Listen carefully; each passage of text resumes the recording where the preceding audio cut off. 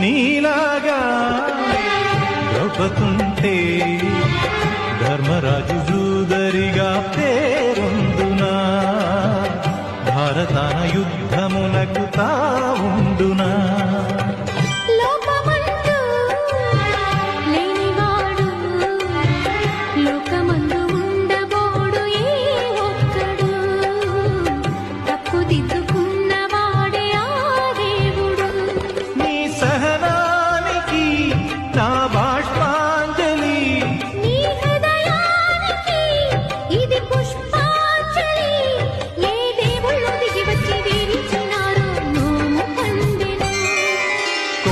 కోన పాలైన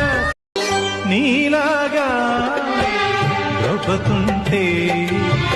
ధర్మరాజు జూదరిగా పేరొందునా భారతాన